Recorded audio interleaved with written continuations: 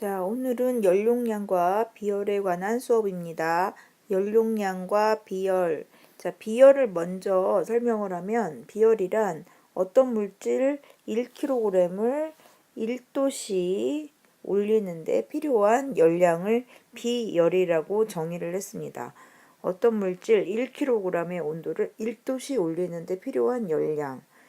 그리고 그 단위는 열량이기 때문에 킬로칼로리를 쓰는데 1kg과 1도씨를 기준으로 맞춰놨기 때문에 1kg과 1도씨 자, 기준값으로 나눠줘야 되겠죠. 그래서 킬로칼로리 퍼 킬로그램 도씨가 비열의 단위입니다. 자, 그에 비해 연용량은 어떤 물체의 온도를 1도씨 올리는 데 필요한 열량 어때요? 기준을 온도로만 맞춰놨죠? 그래서 단위를 킬로칼로리 퍼 도씨 킬로그램이 빠지게 되겠죠. 자, 그래서 하여튼 필요한 총 열량을 계산하는 방법은 자, 비열을 기준으로 계산한다면 비열은 1kg을 1도씨 기준으로 생각했기 때문에 필요한 질량과 필요한 온도 변화만큼을 곱해준 게 총 필요한 열량이 되겠습니다. 그래서 열량은 비열 곱하기 질량 곱하기 온도 변화가 되겠고요. 연용량은 기준을 질량 온도만 기준으로 바뀌어줬기 때문에 연용량에 이미 질량이 들어가 있겠죠. 그래서 온도 변화만큼만 곱해주면 총 필요한 열량이 되겠습니다. 연용량은 물체의 질량에 비례하고 질량이 크면 클수록 연용량이 크게 되겠죠. 비열은 물질의 종류에 따라 다르다. 이 가로 안에 들어갈 말은 비열은 바로 물질이 가지는 고유한 특성이 되기 때문에 물질의 특성이 되므로 물질의 종류에 따라 다르다 이렇게 얘기할 수 있고요. 같은 질량이라도 비열이 크면 클수록 온도를 변화시키기 어렵게 되겠죠. 왜냐하면 1kg을 1도씩 올리는데 필요한 열량이 크다는 얘기죠. 비열이 크다는 얘기는.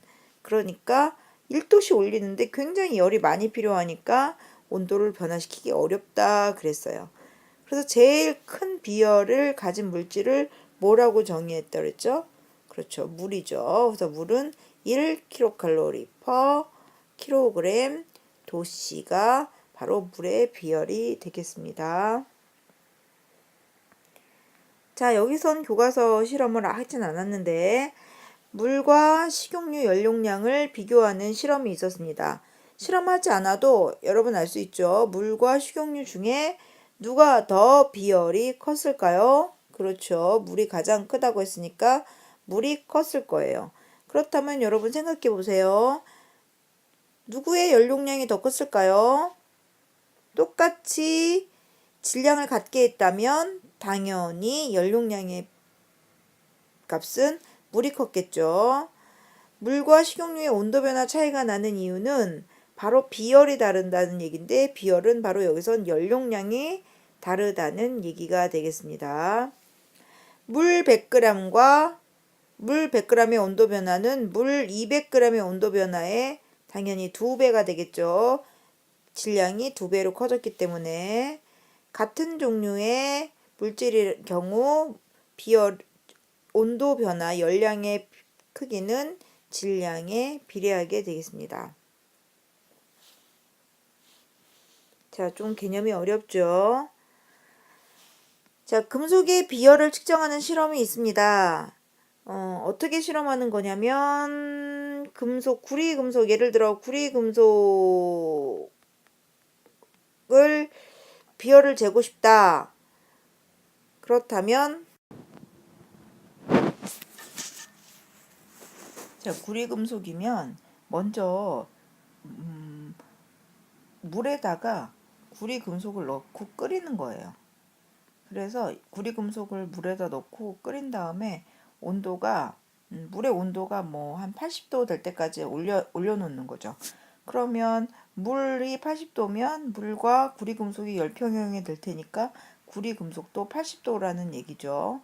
자, 그 다음에 이 구리 금속을 다시 80도인 구리 금속을 꺼내서 물 뭐 100g이 들어있는 물 100g이 20도 정도 들어있는 20도의 물에 100g 정도의 구리금속을 꺼내서 뜨거운 금속을 집어넣는 거예요.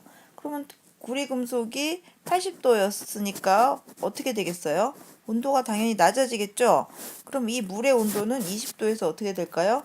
올라가겠죠? 그러면 무슨 일이 벌어지는 거냐면 둘의 온도가 나중엔 서로 같게 돼요.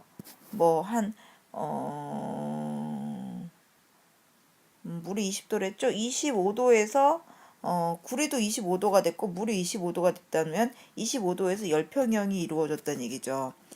그래서 공식에 나오는데 어떻게 되냐면 물은 열을 얻은 거고 구리는 열을 잃어버린 거죠. 그래서 물이 얻은 열량과 구리라는 금속이 잃은 열량은 두 개가 서로 같게 되는 거예요. 같게 놓고서 계산을 해서 구리의 비열을 계산하는 거죠. 즉 물의 비열은 1이고 물의 비열은 1이죠. 물의 질량 아까 200g이랬으니까 0.2. 물의 온도 변화 20도에서 25도가 됐으니까 5가 되겠죠. 그래서 5 곱하기 0.2 곱하기 1은 바로 금속이 잃은 열량과 같게 되는 거예요. 근데 금속의 비열 몰랐죠? X 곱하기 금속의 질량 100g이었으니까 0.1.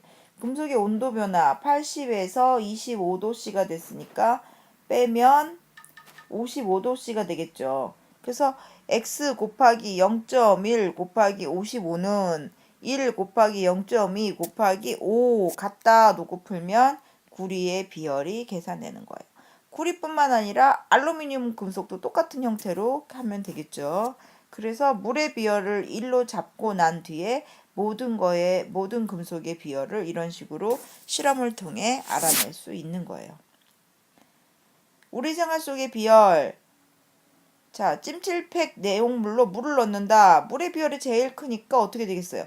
가장 늦게 데워지는 만큼 가장 천천히 식겠죠. 그러니까 찜질을 오랫동안 할 수 있는 거죠. 금방 식어버리면 찜질을 금방 끝나버리니까 찜질의 역할을 못하겠죠. 자동차 등 기계장치의 냉각제로 물을 이용한다. 자, 물의 비열이 가장 크기 때문에 마찬가지로 냉각제로 물을 이용하는 거고요. 해안가 마을의 기온 변화가 내륙 지역의 기온 변화보다 작다. 해안가 마을의 바닷물이 있다는 얘기죠. 물의 비열이 크기 때문에 흙의 비열보다. 자, 이런 것들이 전부 우리 생활 속의 비열이 되겠습니다. 이상입니다.